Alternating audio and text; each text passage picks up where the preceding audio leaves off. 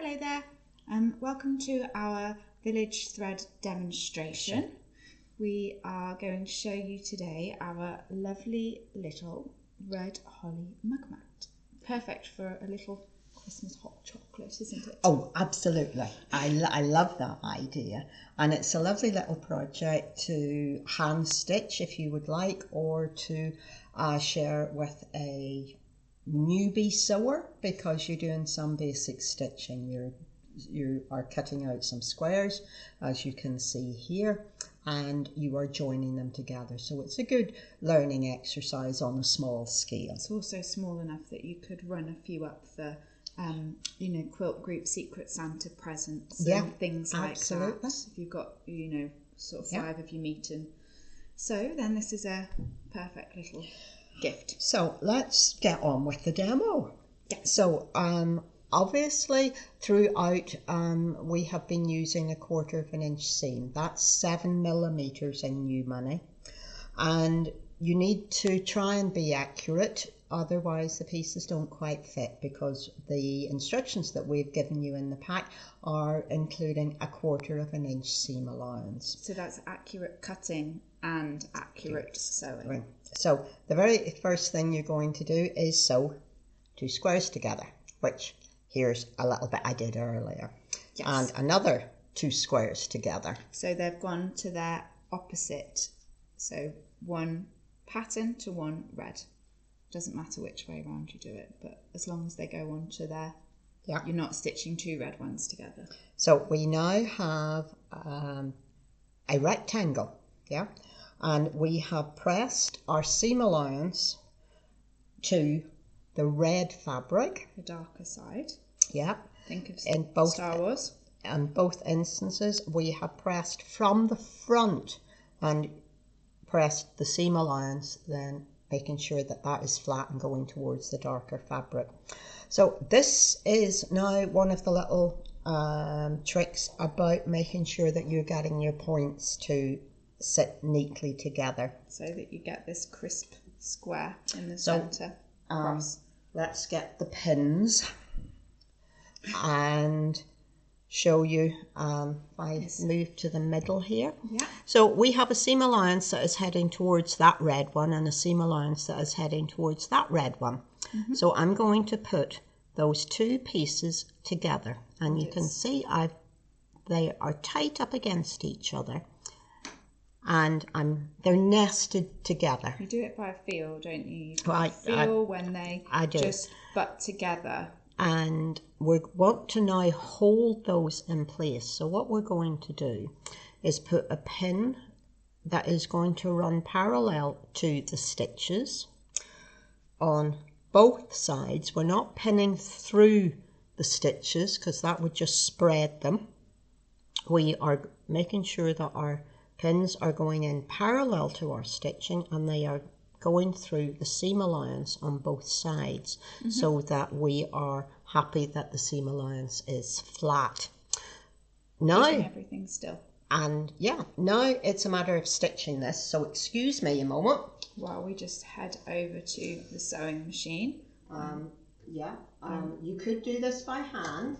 Yes, it's a short enough seam. So these pieces are less than 2 inches long. So it wouldn't be the end of the world by any means. If you don't have a sewing machine, or if you are, as we said, doing this as a project for learning with somebody, it is just a case of you would just mark along your seam allowance if you've not got your sewing foot to follow, and backstitch. A running stitch with a back stitch every couple of stitches. Now you can see that we have fairly much got a perfect join in the center there. This is now whenever your sewing assistant takes this to the ironing board. I shall head to our ironing board, which is just here, and in this case it doesn't matter which way you press it, because you can't choose a dark side with this particular design. So you just press it from the front, making sure that you don't have any ridges, because if you do have a ridge, Yeah. If you do have a ridge, you will have changed the dimensions of the piece that you are stitching, which means it won't fit up against the bit that you're going to attach it to. So the next thing that we have to do is create this outer border around the, let's move that over into the middle, that's better, isn't it? We don't need to pin the centre stage. No, we don't. So there and there, okay? That's the next thing we're going to do. To add the two edges to the centre fore patch. And, so yeah, and again, we need to be doing our best to make sure that our seam allowances are flat. So I tend to put a pin down through that. And I'm going to do the same on the other side. So while you do that, I will just show the how-to that we include in our kit. So on the very first page, you have all of your cutting instructions and sewing instructions, and then behind that we have our assembly diagrams. So we are currently creating row 2. So we have assembled the fore patch in the middle, and then we add our 2 rectangles onto the side to create this here row 2. Then row 1 and row 3 are the same as each other, and they are the same rectangle in cream that you just saw Yvonne pinning into the fore patch, and then they have the little squares on the edges, the cornerstones, and that's what completes the design. How are your seams going? So far So good. So these ones are slightly longer, and obviously with the sewing machine you do just get speed, but there is no, it's quite a happy hand stitching project, even this size. All quite short seams, and yes, not difficult to, and they're straight lines. Straight lines are always good. So you're just trimming the threads off at the to make sure that they don't get confused, they don't get all tangled up, just to make sure that you're doing. Yeah, if you're lucky enough, you may have a sewing machine that cuts your threads for you. Yes. That is actually a very useful thing, because lots of long threads getting tangled is and not especially if we're not doing the best demonstration here, but to show you where the seams are, we have a dark thread in our machine, but we wouldn't recommend that you actually do that for hiding purposes. So they will show under the cream. So we now have our 2 cream strips attached to either side, and that's our row 2. And Helen is now going to press that. I shall, and I'm going to press it out. No, you're going to press it in. So that we are hiding the seam. That we can nest the seams against the red cornerstones. So here we go. That's row 1 or row 3. And that starts out like this, so I've just got to stitch along either side here. And I'm hoping Helen is coming back with something to show you, so that I can head over towards the sewing machine. There we go. Yes, so actually if I move this over, then I can show you how I have ironed it. Well, sorry, pressed it. We don't iron, we press. So here we have, and you start at the front. I always put the iron on the bit that I'm going to keep flat, and then you're pressing it into the centre, so the seam is going behind. And you want to make sure that this is flat, that you don't have, as we said before, any ridges. So just do that on both sides. You apply pressure along the seam, but don't, you want to make sure you don't stretch it. So no steam. Go across the seam. And go across this, just to make sure that there's no edges. So that's Something our... strange happened to my sewing machine. Ladies, do not panic. No. It will be fine. No, we just carry on.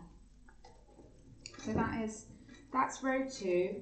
We've got a row 1 we made earlier. A row 2. And a row 3 is imminent. Well, we have had a little bit of a technical issue. So just give me a moment. And then, well, you'll be able to see that is how it's made up. The next bit, if I skip ahead while you're fighting with your sewing machine there. I'm going to stop fighting with the sewing machine. I've got enough of a seam. To add a little bit of further interest and colour to this design, you can see in the final one here that we have 4 pairs of holly leaves. Now you can do that many, you can just do it on one corner or 2 corners, but they are little symmetrical holly leaves cut out in a green, and they have just been, you can see I've got a couple here, bondweb on the back, and then stuck on like so. We have here's one I made earlier, and we've just got the 2 leaves on there at the moment, 2 more ready to go on. And because these are quite small pieces, we haven't stitched all around them. We've just done 1 row of stitching through each leaf like a vein. So that's the extra little bit of interest. So this I'm going to press now. So the cream seam, and it's going to go behind the red. So we are going to be nesting seams again, so to join row 1 onto the centre. Well, this we've got the example here. So I don't, but it's the same principle. Here's what we made earlier. So we